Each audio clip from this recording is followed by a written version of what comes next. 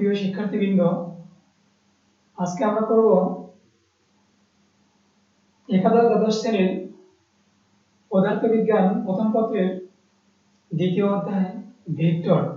এই ভেক্টরের যোগ বিয়োগ সম্পর্কে আমরা ধারণা পাবো এই ক্লাসটা করলে। ভেক্টর কিভাবে লব্ধি করতে হয়, লব্ধি নির্ণয় করতে হয়, কিভাবে ভেক্টরের দিক নির্ণয় করতে হয়, কিভাবে আমরা একটা ভেক্টরের সর্বোচ্চ সর্বনিম্ন মান নির্ণয় করতে পারি। এই ক্লাসটা করলে আশা করি এই সমস্যাটা তোমাদের মধ্যে আর থাকবে না। আচ্ছা, আসো আমরা ক্লাসের দিকে অগ্রসর হই। আমার পড়ানোর বিষয় হলো একাদশ দ্বাদশ শ্রেণীর পদার্থবিজ্ঞান বইয়ের দ্বিতীয় অধ্যায় ভেক্টর। এই ভেক্টরে আমরা যে কাজগুলা ইদানিং করি, মনে করো আমাদের দৈনন্দিন জীবনের সাথে এই ভেক্টরটা জড়িত আর কি। যেমন আমরা যে কোনো একটা কাজ করব, মনে করো এই পেনটা আমরা যদি একটা দিক থেকে এক দিক থেকে আরেক দিকে নিয়ে যাই, সেটার সাথে দিক জড়িত আছে এবং আমাদের বল কাজ করে, ক্রিয়া করে, তাহলে সেটার সাথে ভেক্টর জড়িত এবং এই ভেক্টরের মাধ্যমে আমরা সেটা নির্ণয় করতে পারি। আবার আমরা একটা মনে করি একটা বল এখান থেকে আমি ছুঁড়ে মারবো, সেটার সাথে আমাদের ভেক্টর পরিচিত এবং ভেক্টর জড়িত। ভেক্টর আমাদের দৈনন্দিন জীবনের প্রায় ম্যাক্সিমাম কাজগুলোর মধ্যে দেখবা ভেক্টর আছে। যেমন যে আমরা যে মাঠের পিচ, ফুটবল খেলার মাঠ বলো অথবা ক্রিকেট খেলার মাঠ বলো, ওই পিচগুলো আমরা যখন সমান করে লেভেলিং করি তখন কিন্তু উচ্চ ভরের একটা রোলার বলে দেখবা যে সেটা ঠেলে নিয়ে যাওয়া হয়। আবার দেখবা যে যখন আমরা মাটির উপর দিয়ে হেঁটে যাই তখন আমাদের সামনের পা এবং পিছনের পা দুইটা কিছুটা কম বেশ থাকে এবং সেখানেও ভেক্টরের জড়িত আছে। আমরা ভেক্টরের মাধ্যমে কতটুকু বল আমরা প্রয়োগ করছি সেটা আমরা নির্ণয় করতে পারি। এখন ভেক্টরের যে যোগ বিয়োগ আছে সেখান থেকে কিছু তোমাদের ইকুয়েশন আমি শিখিয়ে দিব, কিভাবে ভেক্টরে যোগ করতে হয়, কিভাবে ভেক্টরে বিয়োগ করতে হয়। এটা বোঝানোর জন্য আমি প্রথমেই তোমাদের একটা চিত্র আকারে দিই। আমি দেখো, আমি এদিকে একটা ভেক্টর নিলাম, এদিকে একটা ভেক্টর নিলাম। এখন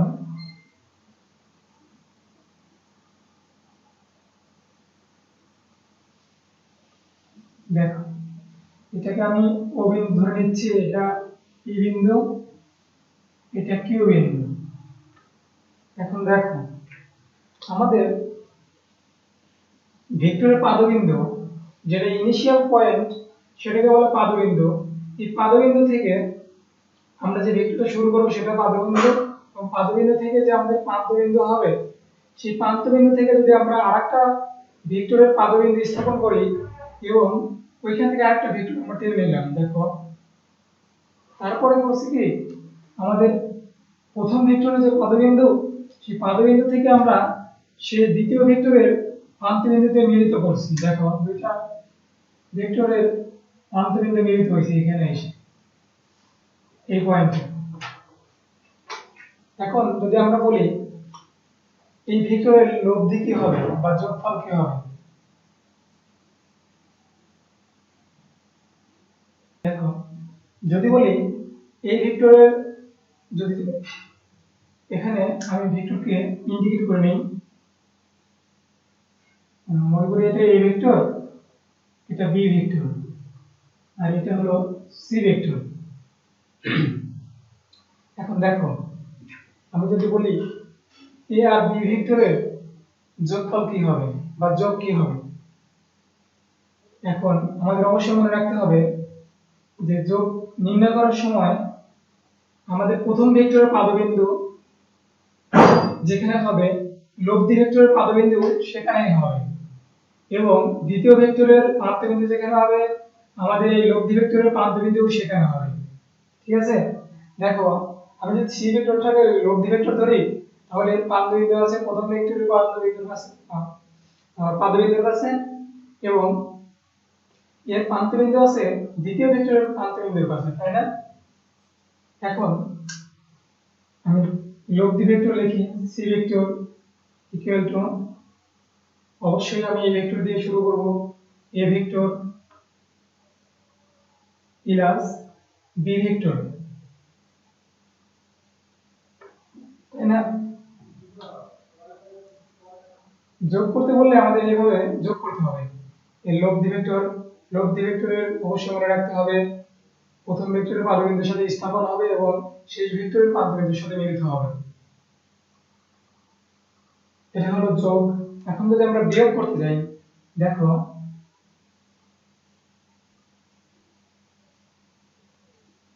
মনে করো এটা আমাদের পি ভেক্টর আর এটা হলো কিউ ভেক্টর। এখন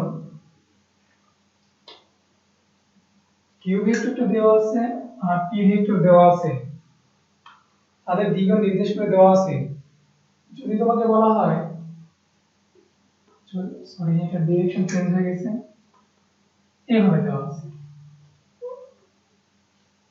হ্যাঁ, এখন তোমাকে যদি বলা হয় এই দুইটা ভেক্টরের বিয়োগ কি হবে, অনেকে করে কি এখান দিয়ে একটা রেখা টেনে করে দিবে, আসলে তা হবে না, ওটা যোগের ক্ষেত্রে প্রযোজ্য হবে। আমরা যোগই করব, কিন্তু অন্য ধাঁচে আমরা বিয়োগের কাজটা সেরে নিব যোগের মাধ্যমে। দেখো আমি এই প্রান্তটা পিছন দিকে নিয়ে আসলাম, বিপরীত দিকে বলতে পারো, তাহলে কি হবে, এখানে পি ভেক্টর ছিল, এটা বিপরীত ভেক্টর, অবশ্যই এটা মাইনাস পি ভেক্টর হয়ে যাবে। আর আমরা অবশ্যই মনে রাখবো ভেক্টর যখন আমরা বিপরীত করে দিব, ভেক্টরের ডিরেকশন চেঞ্জ হয়ে যাবে, মানে দিক চেঞ্জ হয়ে যাবে, কিন্তু এর যে মান থাকবে, যেমন মনে করো পি ইকুয়াল টু যদি 5 নিউটন হয়, তাহলে এখানে 5 নিউটন হয়ে যাবে, ঠিক আছে? এখন দেখো আমার এটা তো ডিরেকশন চেঞ্জ হয়ে যাবে, তাহলে এদিকে আসবে। এখন দেখো আমাদের দুইটা ভেক্টর কিন্তু পেয়ে গেছি, একটা কিউ ভেক্টর আর একটা মাইনাস পি ভেক্টর। তাহলে ওই যে আগে বলা হলো প্রথম ভেক্টরের লব্ধি নির্ণয় করতে গেলে প্রথম ভেক্টরের পাদবিন্দু এবং শেষ ভেক্টরের প্রান্তবিন্দু মিলিত হবে, এখান থেকে একটা ভেক্টর নিয়ে নিলাম আমরা, ঠিক আছে? এখন দেখো আমি যদি নির্ণয় করতে যাই, এখন আমি আগের নিয়মে লিখি, এটাকে আমি ধরে নেই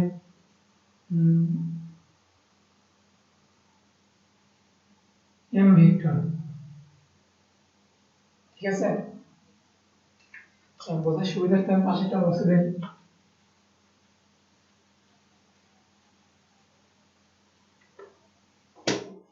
এখন দেখো এটি যেহেতু আমাদের লব্ধি ভেক্টর, তাহলে অবশ্যই আমাদের লব্ধি ভেক্টরটা এখানে লিখতে হবে, লব্ধি ভেক্টর।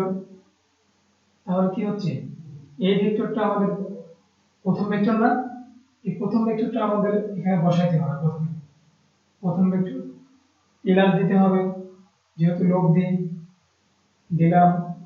এখন দেখো এই ভেক্টরটা মাইনাস আছে, তাহলে আমরা মাইনাসটা দিয়ে দিব এখানে ব্র্যাকেটের মাঝখানে, দেখছো? এখন আমরা ব্র্যাকেটটা তুলে দিব, q vector plus minus minus p vector, দেখছো? আমরা যোগের মাধ্যমে কিভাবে বিয়োগের কাজটা করে ফেললাম, এটাই হলো ভেক্টরের বিয়োগ। আসলে ভেক্টরের বিয়োগ বলতে কিছু নেই, আমাদের যোগের মাধ্যমে ডিরেকশন চেঞ্জ করে এই ভেক্টরের বিয়োগটা করতে হয়।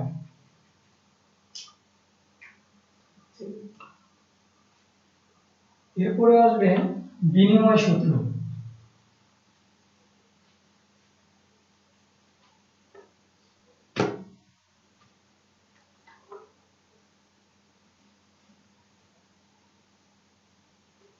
ভেক্টরের বিনিময় সূত্র,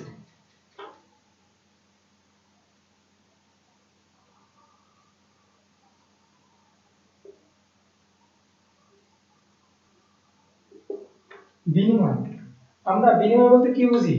সাধারণত বিনিময় বলতে বুঝি কোনো কিছু আদান প্রদান করা, ঠিক আছে? যেমন একটা স্থান একজন চেঞ্জ করলো, আরেকজন এসে তার স্থানে এসে বসলো, এটাই আমরা বিনিময় বুঝি। এখন আমি একটা চিত্র আঁকি, চিত্রের মাধ্যমে বোঝাই।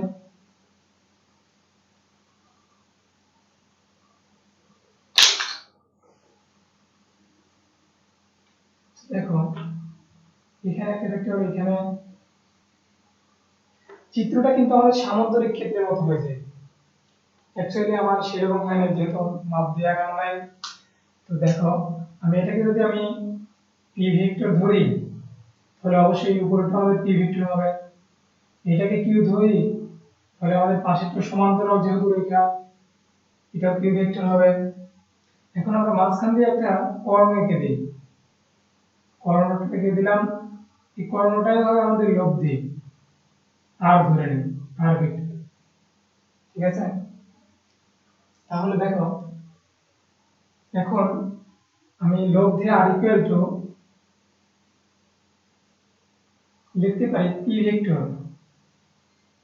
Plus q vector, p vector plus q vector. এখন সেম মনে করব আমরা নিচের অংশটুকু নেই, এখন উপরেরটা কাজ করব, মানে এখান থেকে উপরের অংশটা, উপরের যে ত্রিভুজটা আছে ওইটার কাজ করব। ওখানে সেমই হবে আর ভেক্টর সমান কিউ ভেক্টর আগে আসবে, যেহেতু এটা ইনিশিয়াল ভেক্টর আমাদের, q vector plus p vector. দেখছো, এখন আমরা কি আর ভেক্টর, এখানেও আর ভেক্টর, এখানেও আর ভেক্টর, তাহলে আমরা দুইটা ইকুয়াল লিখতে পারি না? অবশ্যই লিখতে পারবো।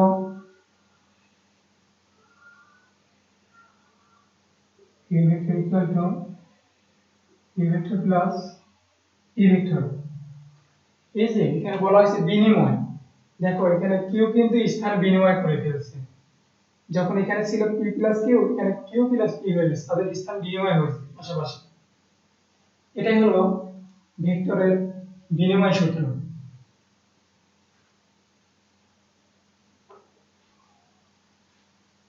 এর পরবর্তীতে আমরা চলে যাব ভেক্টরের সংযোগ সূত্রে।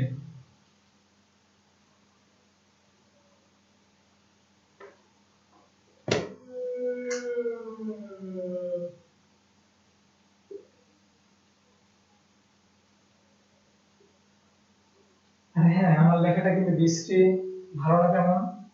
দেখো ভেক্টরের সংযোগ সূত্র, সংযোগ বলতে আমরা বুঝি কোনো কিছুকে সংযোগ দেওয়া, কোনো কিছুকে জোড়া লাগানো, এগুলো আর কি। তাহলে আমরা কিছু যখন 9 10 ছিলাম কিছু ম্যাথ কিন্তু এইভাবে করছি আর কি।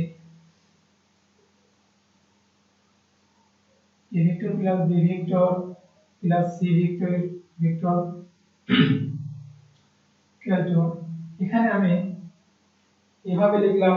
এখন আমি এ অথবা বি কে ব্র্যাকেট থেকে বের করে লিখতে পারি, আর সি টাকে ব্র্যাকেটের ভিতরে নিয়ে নেব। আমি এটা পাশে রাখলাম, আর বি ভেক্টর প্লাস সি ভেক্টরকে ভিতরে দিয়ে দিলাম। এইভাবে আরো সাজায় গুছিয়ে লেখা হয়। বি কে আমি বের করতে পারবো, এ কে ভিতরে নিয়ে যেতে পারবো। এটাই হলো ভেক্টরের সংযোগ সূত্র। আবার যদি বলা হয় ভেক্টরের বন্টন সূত্র, বন্টন বলতে আমরা কি বুঝি? বন্টন মানে ভাগ করে দেওয়া বা সুষমভাবে তাদের মধ্যে বিনিময় করে দেওয়া, বিলি করে দেওয়া। ঠিক আছে, বন্টন সূত্র।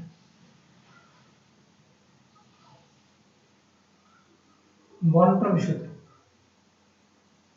দেখো আমি যদি এখানে লিখি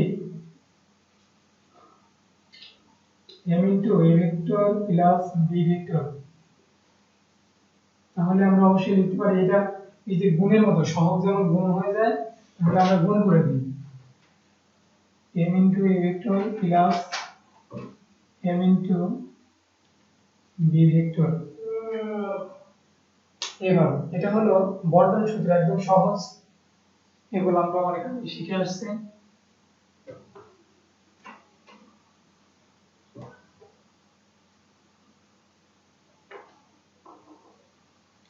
এরপরে আসবে ভেক্টরের সামান্তরিক সূত্র।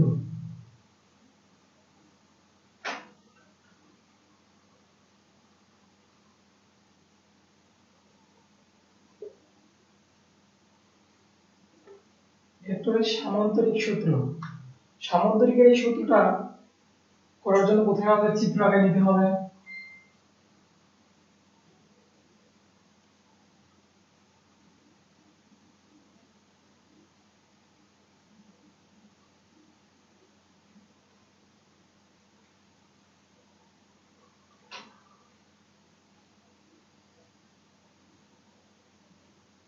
আমি ধরে নিলাম OA সমান P ভেক্টর এবং OC সমান Q ভেক্টর, এবং এটা কর্ণটা সবসময় মনে করব লব্ধি। সামান্তরিকের কর্ণ হবে লব্ধি। দুইটা ভেক্টর সামান্তরিকের সূত্রটা আমি মুখে মুখে বলি। কোন বিন্দুতে যদি দুইটা সন্নিহিত বাহু একটি বিন্দু থেকে ক্রিয়া করে, আবারও বলি, দুইটা সন্নিহিত বাহু যদি একটি বিন্দুতে ক্রিয়া করে এবং ওই ক্রিয়া রেখা যেখানে বল প্রয়োগ করবে, এখানে সি ও সি একটা এখানে বল প্রয়োগ করবে, আবার এও এখানে বল প্রয়োগ করবে। এই দুটো বল প্রয়োগ করার কারণে আমাদের মাঝখান থেকে মনে করো একটা বল আছে, বল দুইটা খেলোয়াড় একটা বলের উপর প্রেসার দিল, তখন কি হবে, এই বলটা দুইজনের মাঝ দিয়ে যে কোনো একদিকে চলে যাবে। হয়তো এদিকে কিছুটা কম থাকবে, ওদিকে কিছুটা বেশি থাকবে, এরকম আর কি। দুজনের মাঝখান দিয়ে যে কোনো এক জায়গায় চলে যাবে প্রেসার দিয়ে।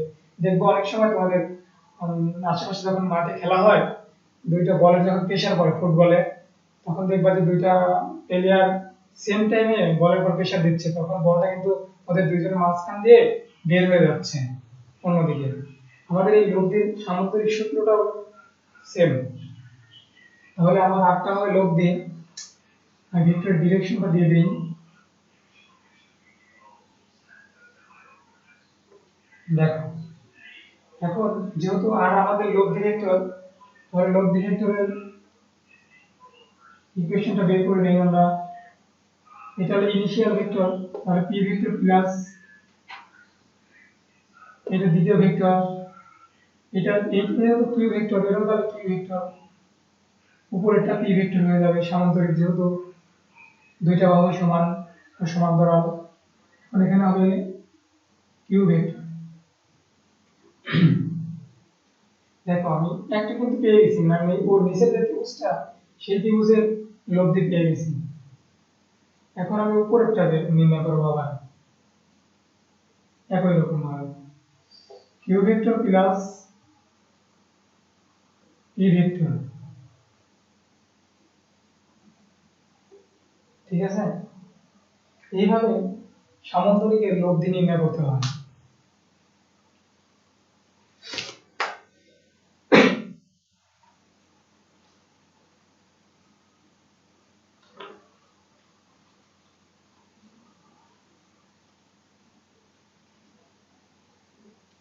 সামান্তরিক সূত্রটা জানা হলো, কিভাবে সামান্তরিকের লব্ধি নির্ণয় করতে হবে আমাদের। আবার আছে আয়তকার ভেক্টর, এটা আমরা সামনে গিয়ে পাবো। আয়তকার ভেক্টর হবে এইভাবে, একটা x অক্ষ বরাবর, একটা y অক্ষ বরাবর, আর একটা z অক্ষ বরাবর।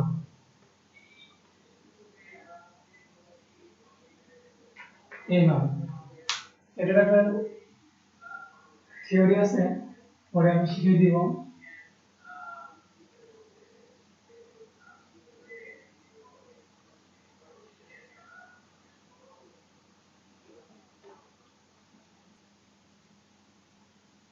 দেখো, এখন আমরা টাইপ 2 তে শিখব লব্ধির মান নির্ণয়। লব্ধির মান নির্ণয়ের জন্য প্রথমে আমাদের সামান্তরিক সূত্রটা অঙ্কন করে নিতে হবে।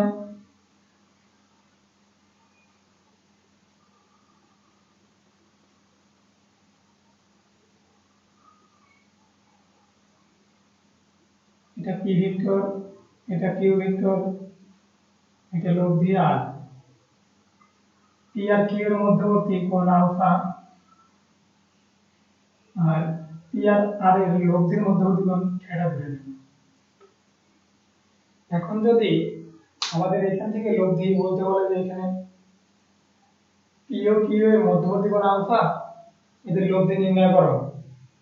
এই লব্ধি কোণ থাকা অবস্থায় লব্ধি নির্ণয় করতে হলে আমাদের করতে হবে লব্ধি দিব প্রথমে লব্ধি স্কয়ার মানে আর স্কয়ার লব্ধি মান স্কয়ার 12 যে ভেক্টরটা থাকবে সেই ভেক্টর স্কয়ার প্লাস দ্বিতীয় ভেক্টর স্কয়ার প্লাস 2pq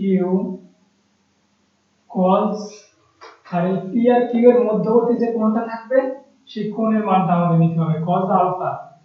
যেহেতু আমাদের পি আর কিউ এর মধ্যবর্তী কোণ আলফা, এই জন্য আমাদের আলফা কোণটা নিতে হবে। এখন দেখো এটা আমাদের লব্ধি বের হলো। এখানে আমরা যদি ইনপুট দেই, যেমন মনে করো এখানে p equal to 5 newton, q equal to 6 newton আর আলফা কোণের মান 60 ডিগ্রি, তাহলে আমরা এখানে যদি বসাই দেই 5 square 6 square plus 2 into 5 into 6 into cos 60 degree. ঠিক আছে, এখন মানগুলো যদি আমরা বসাই আমাদের অঙ্ক হয়ে যাবে।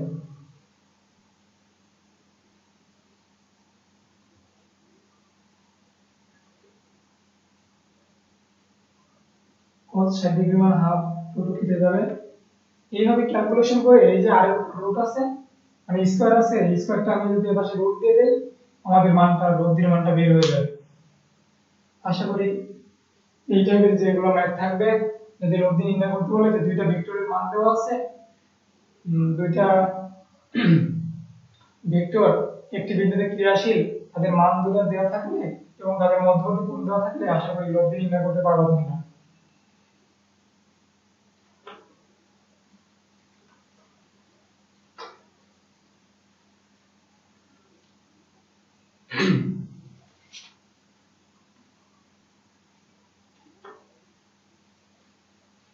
এখন দেখো এই লব্ধির মান নির্ণয়ের মধ্যে আবার কিছু কন্ডিশন থাকে যেগুলো একটু ব্যতিক্রম।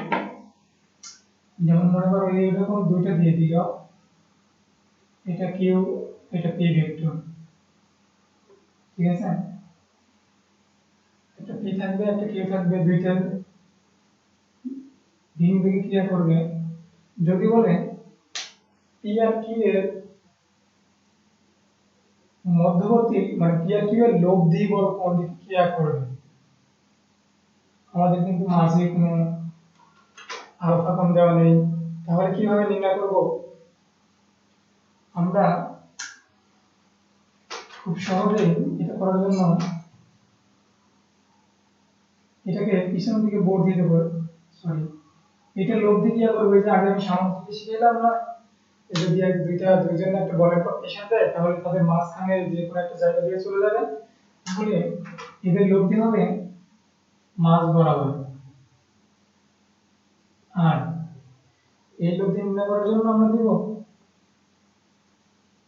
আর vector equal to a vector plus q vector, ঠিক আছে, এভাবে আমরা করতে পারবো।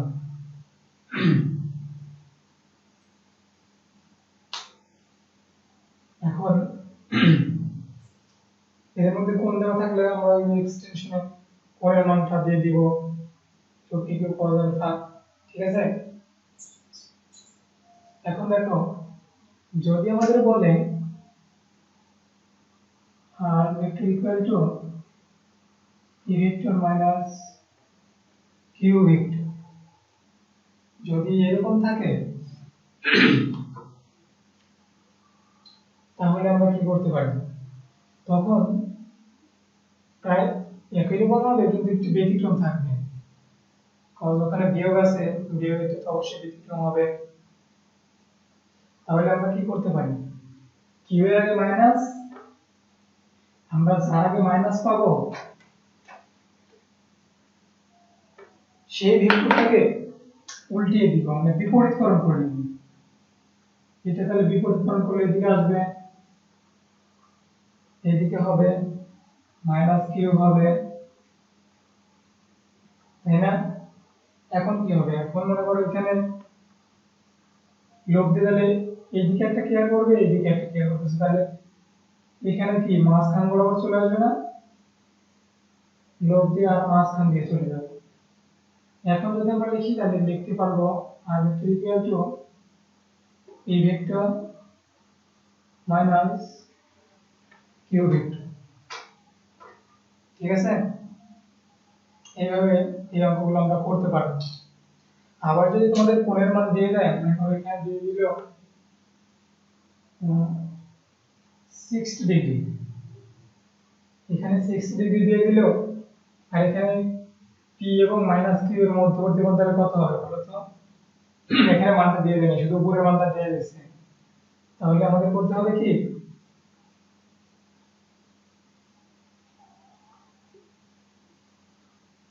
এখন আর আমাদের লব্ধি, তাহলে আমাদের লব্ধি নির্ণয় করতে হবে। লব্ধি নির্ণয় করতে হলে রুট দিয়ে দিব, আর এখানে কি করব বলতো, মাইনাস দিব? অবশ্যই না, এখানে মাইনাস দেওয়া যাবে না, যখন আমরা লব্ধি এভাবে নির্ণয় করব কোণের সাথে, এখানে প্লাসই রাখতে হবে। এখানে একটু ই কিউ কস,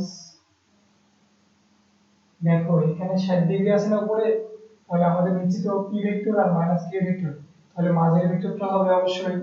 আর দেখো এটা আছে এক সরল কোণ, তাহলে এক সরল কোণ থেকে আমি যদি 60 ডিগ্রি বাদ দিই তাহলে কত হবে, 120 20 ডিগ্রি না, এখানে 120 হবে।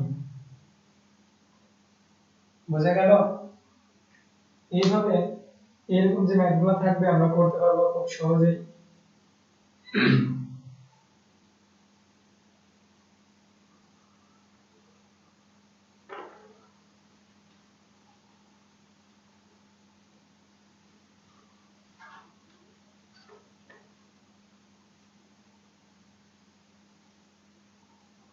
লব্ধির মান নির্ণয়ে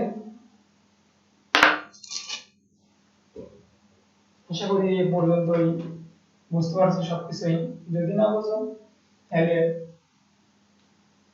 আমাকে জানাইতে পারো, নেক্সট ক্লাসে ইনশাআল্লাহ বুঝিয়ে দেওয়ার চেষ্টা করব। এখন দেখো আমরা লব্ধির এত সময় মান নির্ণয় করলাম, আমাদের দিক নির্ণয় করতে হবে।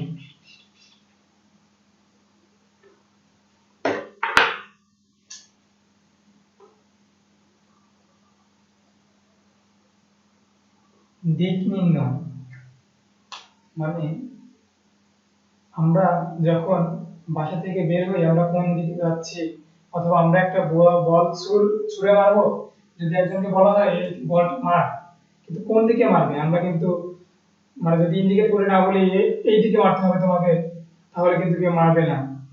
হ্যাঁ, যখন একটা গাড়ি চলবে, আমি যদি একটা বেঞ্চ তোমাদেরকে বলি যে তোমরা এই বেঞ্চটা সরাই দাও এখান থেকে, কিন্তু আমাকে বলতে হবে যে আমি কোন দিকে সরাই দিতে বলবো, না হলে কিন্তু তোমরা সরাইতে পারবে না। ঠিক আছে, এই জন্য ভেক্টরের আমাদের দিক নির্ণয়টা খুবই গুরুত্বপূর্ণ, এবং বিভিন্ন পরীক্ষায় তোমাদের আসবে দিক নির্ণয়, অ্যাডমিশন টেস্টে আসবে দিক নির্ণয়, মান নির্ণয়টা থাকবে। আশা করি ক্লাসটা করলে দিক নির্ণয় আর তোমাদের সমস্যা থাকবে না। হ্যাঁ, আচ্ছা আমরা আগের মতো দেখি সামুদ্রিকের চিত্রটা আঁকাই নেই।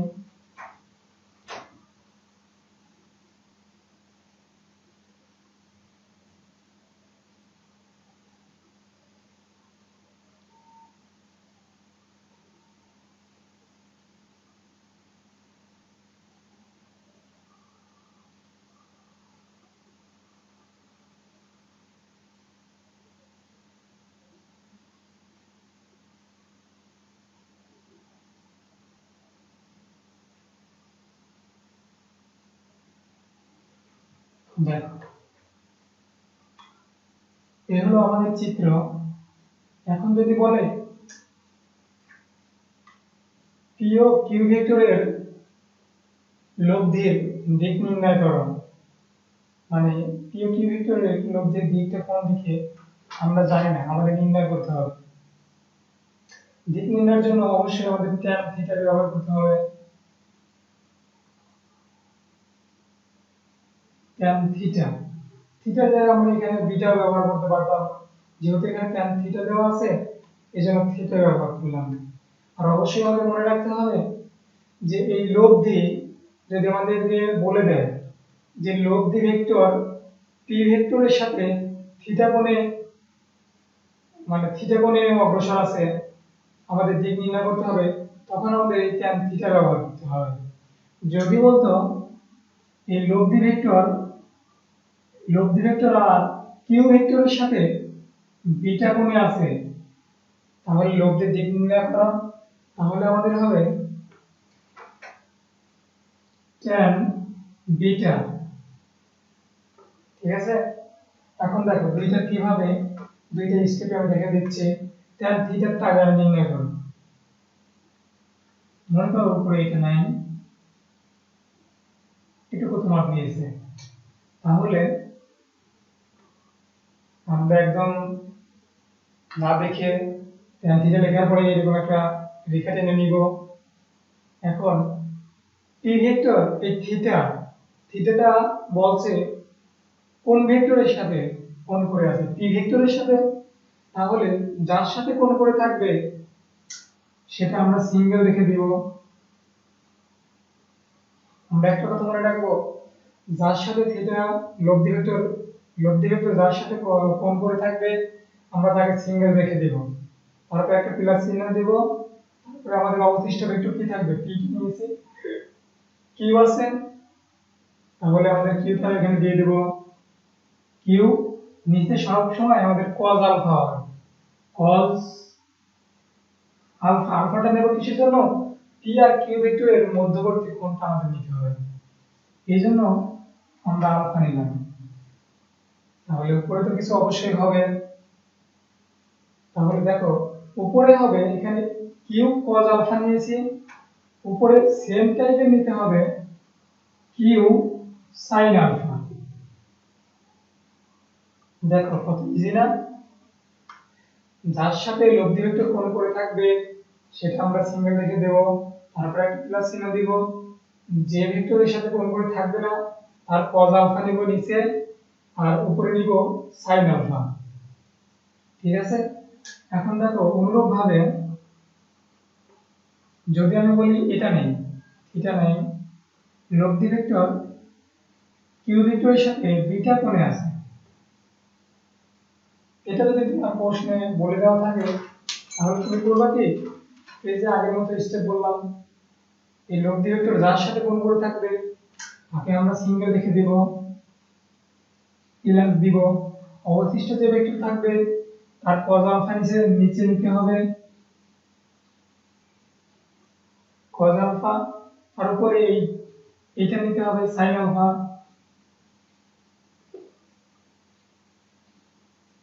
এই হয়ে গেল আমাদের ভেক্টরের লব্ধির দিক নির্ণয়, কিভাবে আমরা দিক নির্ণয় করতে পারি। ঠিক আছে, জেনারেলি তোমাদের অঙ্কগুলো এইভাবে দেওয়া থাকবে যে পি ভেক্টরের সাথে লব্ধি কোণ করে আছে অথবা কিউ ভেক্টরের সাথে। আশা করি তোমরা এই দুইটা মুখস্থ রাখলে এই অঙ্কগুলো করতে পারবে। শুধু পি আর কিউ এর মান যদি আমি এখানে দিয়ে দেই আর আলফা মান দিয়ে দেই তাহলে তোমরা পারবা, আশা করি। নিজেরা মান দিয়ে এটা করার চেষ্টা করবা, ইনশাআল্লাহ হয়ে যাবে।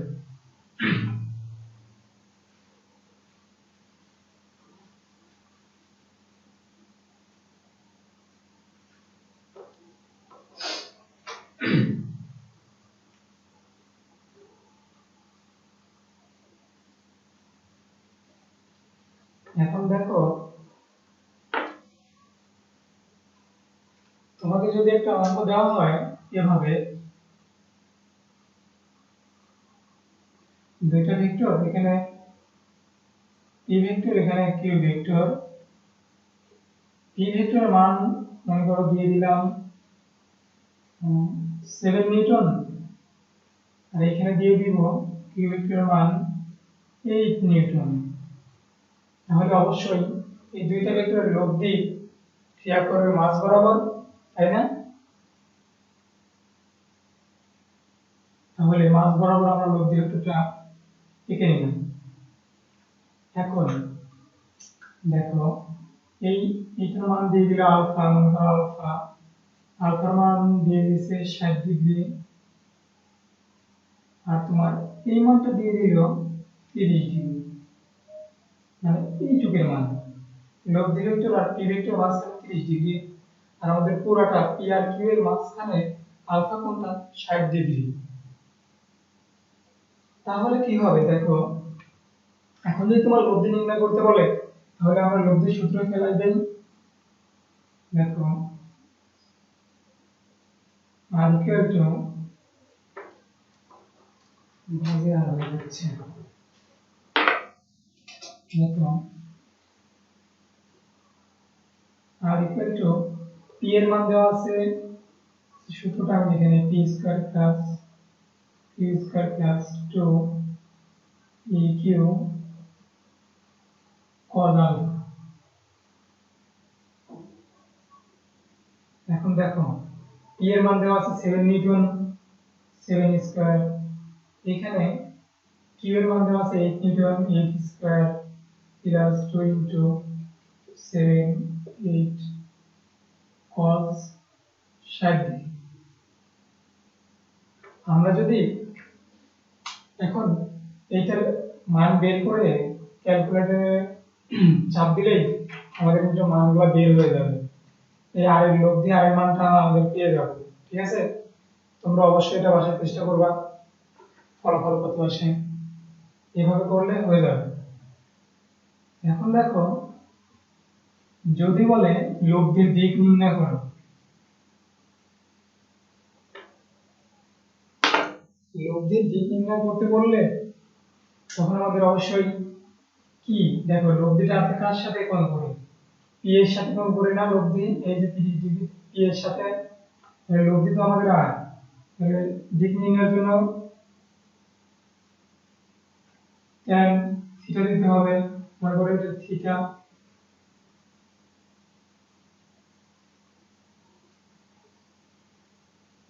এটা মনে করো থিটা, থিটাটাই নির্ণয় করতে হবে। তাহলে আগের সূত্র অনুযায়ী যার সাথে কোণ করে থাকবে তাকে আমরা এখানে রেখে দেব, মান ডিরেক্ট বসে দেই আমি 7 প্লাস বাকি থাকবে কি q, q equal to 8, 8 cos 60 degree, p আর কিউ এর মাঝখানে কোণ 60 ডিগ্রি, উপরে থাকবে 8 sin 60 ডিগ্রি, এইটা, তাই না? এখন যদি তুমি এটার মান বের করো, আর এই দিক নির্ণয়ে অবশ্যই থিটা ইকুয়াল টু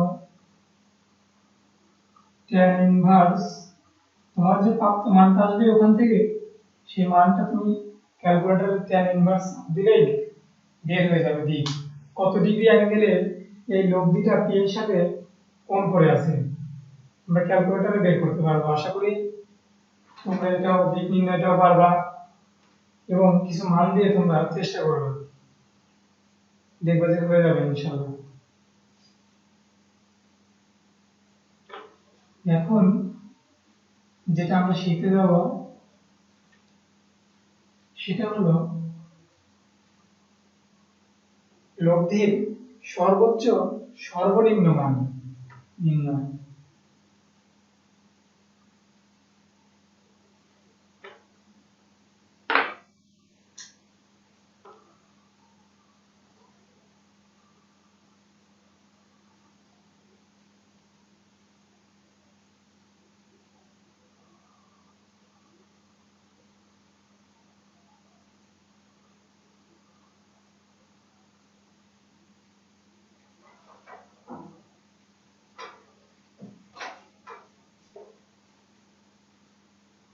দেখো লব্ধির সর্বোচ্চ ও সর্বনিম্ন মান নির্ণয়, এটা কিভাবে করতে পারি, আমরা কিছু ফিগার দিয়ে নেই।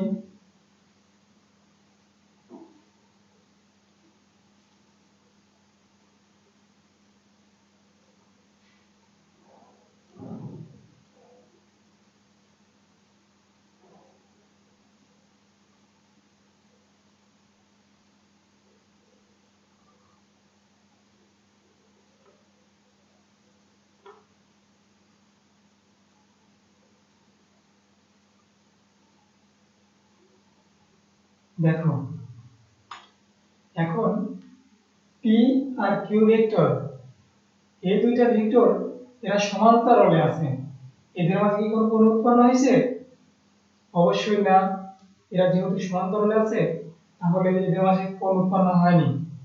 এই জন্য যেহেতু কোণ উৎপন্ন হয়নি এবং কোনো সময় মিলিত হবে না, তাদের মাঝে অবশ্যই তাহলে 0 ডিগ্রি কোণ উৎপন্ন হবে।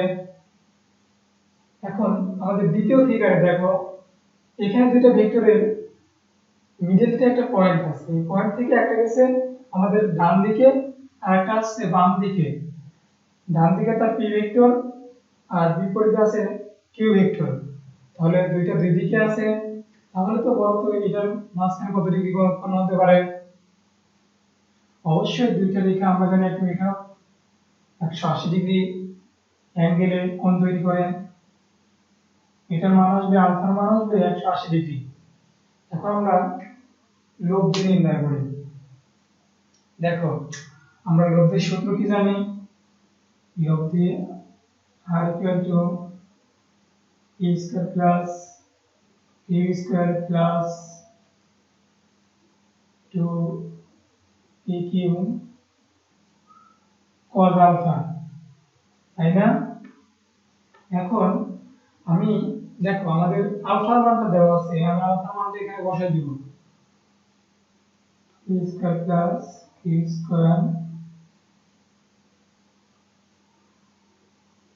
cos 0 degree. দেখো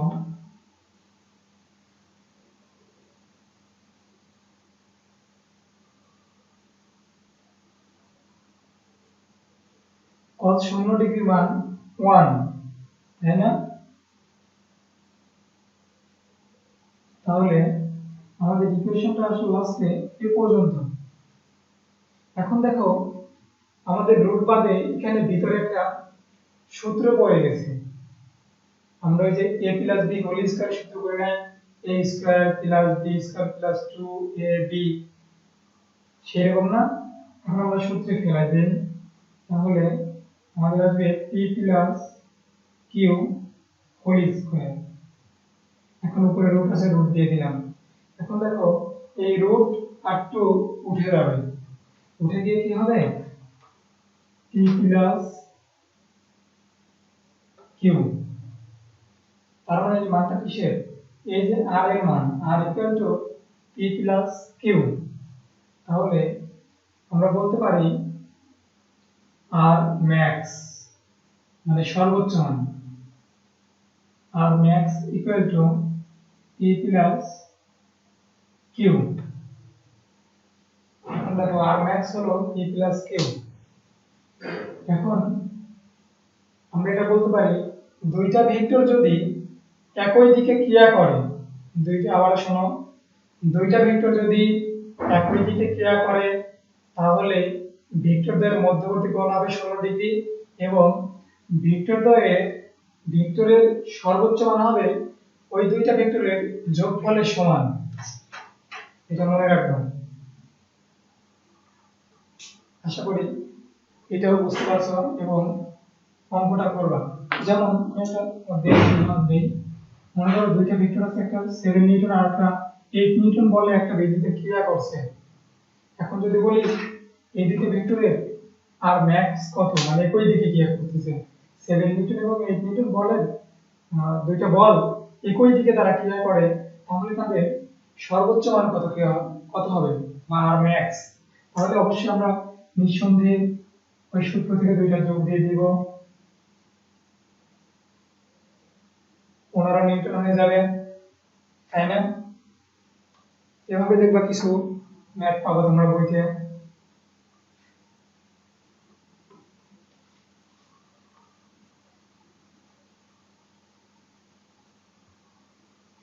এখন এই ফিগারটা আমি মুছে দেবো, এটা প্রয়োজন নেই। দ্বিতীয় ফিগারে আমরা এই সূত্রে মান বসাই দিব। শুধু আমাদের আলফার মান কত? 180 ডিগ্রি না? 180 ডিগ্রি। cos 0 ডিগ্রি মান যদি, মানে এই জায়গায় তো আমরা 0 জায়গায় যদি 1 হয় তাহলে 180, তার মানে বিপরীত ঘুরে যাচ্ছে, ঘুরে গেলে এখানে তাহলে মাইনাস চলে আসবে, ঠিক আছে। ওইখানে 1 হলে আমাদের এই পাশে বিপরীতকরণ, তাহলে তো -1 হয়ে যাবে। cos এখানে x কোঅর্ডিনেট মানে ফার্স্ট কোঅর্ডিনেট, এখানে সেকেন্ড কোঅর্ডিনেট, চিহ্ন পরিবর্তন হয়ে যাবে। তাহলে দেখো cos 180 ডিগ্রির মান -1, এই যে -1 যদি আমি এখানে এই যে এভাবে বসাই, গুণ করে দিলে কিন্তু এই যে এখানে মাইনাস চলে আসবে, তাই না। এখন দেখো এখানে আবার একটা সূত্র পড়ছে a minus b whole square, তাহলে আমরা মাঝখানে মাইনাসটা দিয়ে দেই,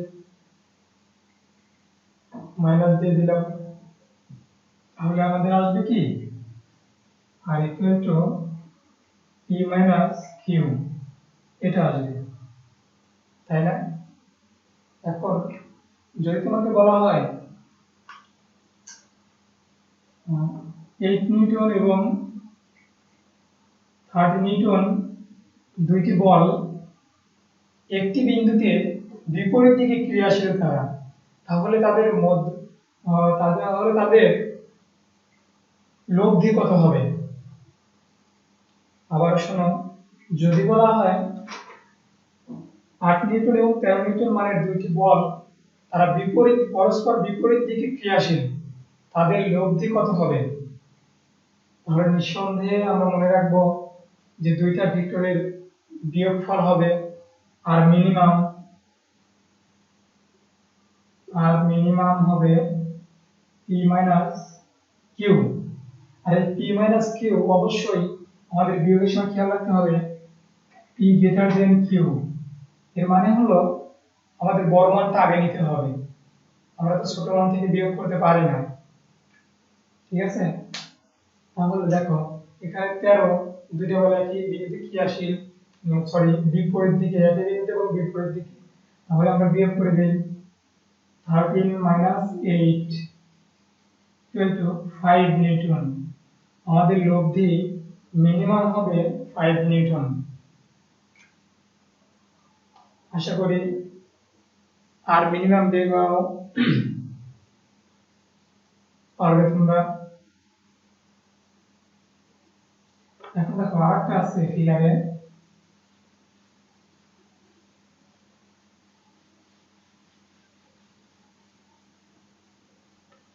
যদি তোমাদের বলা হয় দুইটা বল পরস্পর লম্বভাবে ক্রিয়াশীল, যেমন এরকম ভাবে,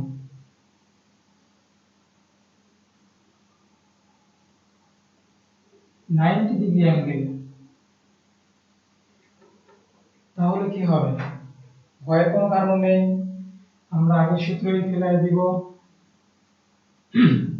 আর equal to p square plus q square plus 2pq cos alpha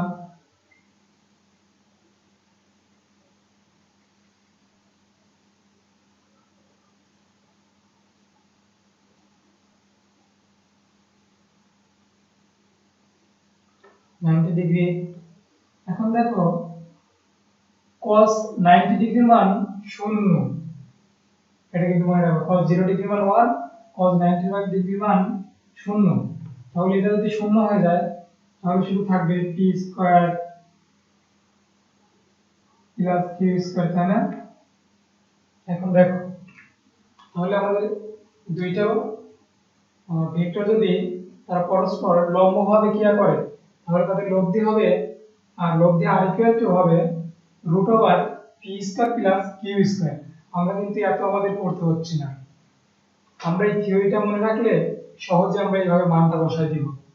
যদি এখানে একটা 5 আর একটা 4 দেওয়া থাকে, 5 নিউটন এবং 4 নিউটন বল যদি পরস্পর একটি বিন্দুতে লম্বভাবে ক্রিয়া করে, তাহলে আমরা মানটা দেখো বসাই দেই কত সহজে, 5 স্কয়ার প্লাস 4 স্কয়ার কত হবে 25, 0, এই যে হয়ে গেল, মাত্র 2 লাইনে কিন্তু 3 লাইনে অঙ্ক হয়ে যাবে, ঠিক আছে। কিন্তু আমাদের এই এত কিন্তু পড়া লাগতেছে না, এখানে মান বসাও, আমাদের কোণের মান বসাও, এত তোমাদের জানা লাগবে না, শুধু জানবা এই দুইটা বল বল যদি একটি বিন্দুতে লম্বভাবে ক্রিয়াশীল হয়, তাহলে আমরা এই যে সূত্রটা এখানে দিব, আমাদের অঙ্কটা অতি তাড়াতাড়ি হয়ে যাবে।